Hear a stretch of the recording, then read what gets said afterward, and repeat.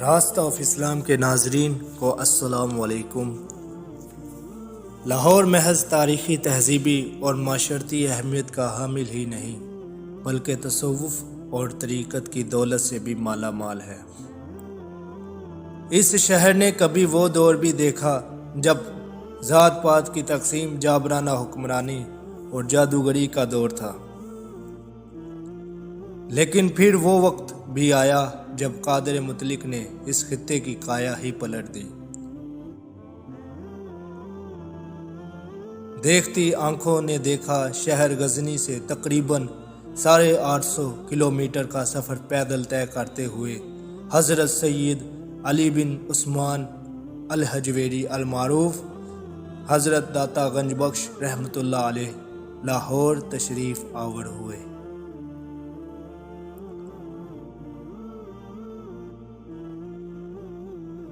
آپ کا شجرہ نسب 9 واسطوں سے اور شجرہ طریقت 10 واسطوں سے حضرت علی علیہ السلام سے جا ملتا ہے۔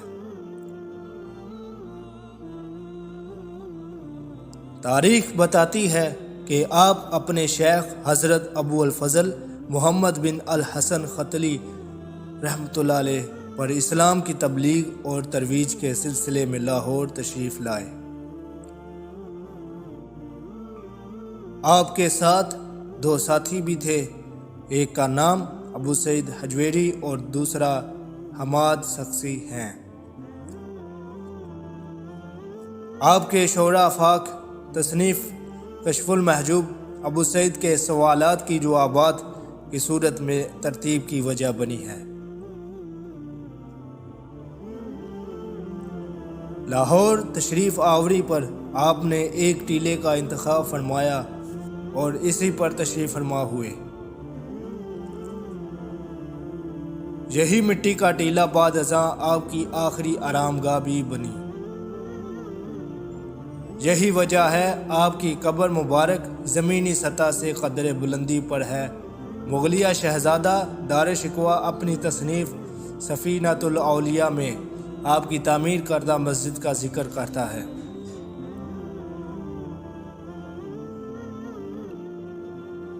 جس کے ساتھ حضرت داتا صاحب کی ایک کرامت بھی وابستہ ہے۔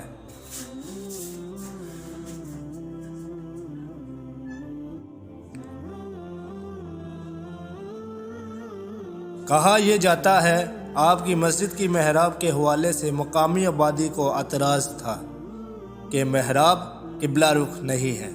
حضرت داتا صاحب نے اپنی امامت میں جماعت کروائی اور دوران نماز آپ کی برکت سے نمازیوں نے بالمشابہ اپنی آنکھوں سے خانہ کعبہ کی زیارت کی۔ 1000 سال پہلے وقوع پذیر ہونے والے اس واقعے کی یادگار داتا دربار میں محفوظ ہے۔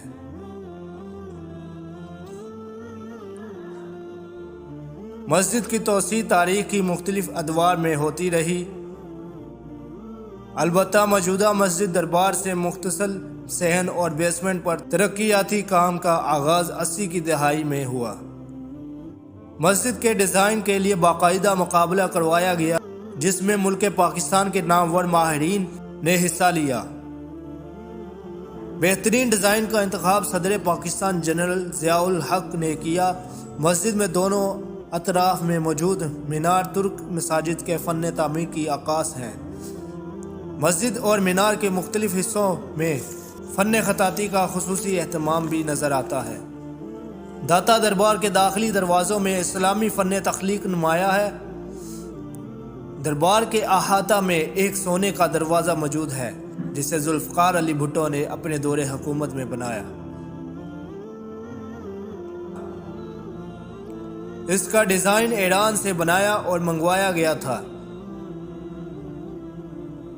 داتا دربار کے کمپلیکس کے بیسمنٹ میں ایک سما ہال واقع ہے جس کا رقبہ 40,000 مربع میٹر ہے۔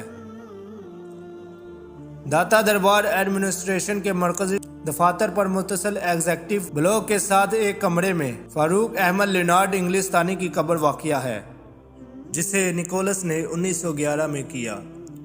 مغربی ممالک میں دستیاب تھا۔ فاروق لینارڈ کی کشف المحجوب کے مطالعے سے دنیا ہی بدل گئی۔ آپ اسلام کی نعمت سے بہرہ مند ہوئے۔ قبول اسلام کے بعد فاروق احمد لینارڈ لاہور منتقل ہو گئے۔ باقی زندگی داتا صاحب کے قدموں میں گزاری۔ آپ 13 فروری 1945 کو اس دار فانی سے کوچ کر گئے۔ حضرت داتا صاحب کی درگاہ کے احاطہ میں دفن ہونے کا اعزاز پایا۔ سچ کہتے ہیں نیکوں کا ساتھ نہیں چھوڑنا چاہیے، جیسا کہ اللہ تعالیٰ نے فرمایا ہے اہدنا الصراط الذی، سچوں کے ساتھ ہو جاؤ۔ کم و بیش 50 سال بعد 80 کی دہائی میں جب مسجد کی توسیع کا کام جاری تھا تو آپ کی قبر ظاہر ہو گئی۔ 50 سال گزر جانے کے باوجود جسم صحیح حالت میں تھا، چنانچہ ان کی تدفین کا اہتمام ہوا۔ یہ ایریا مینار شریف کی سطح سے قدرے نیچی تھا۔ داتا دربار میں روزانہ اذان فجر سے 1 گھنٹہ قبل مزار شریف کے حجرے کی چوکھٹ کھولنے کی رسم ادا کی جاتی ہے۔ حضرت داتا صاحب کے حجرہ مبارک کی 4 چوکھٹیں ہیں، جن میں 3 چوکھٹیں مرد ظاہرین کے لیے اور 1 چوکھٹ جو شمال مشرق کی طرف ہے وہ عورتوں کے لیے مخصوص ہے۔ چوکھٹ کھولنے کے بعد ظاہرین کا ہجوم اکٹھا ہو جاتا ہے اور نماز عشاء کے 2 گھنٹے بعد چوکھٹ بند ہونے کی رسم ادا کی جاتی ہے۔ داتا صاحب کا لنگر 24 گھنٹے جاری رہتا ہے، جس سے لوگ مستفید ہوتے ہیں۔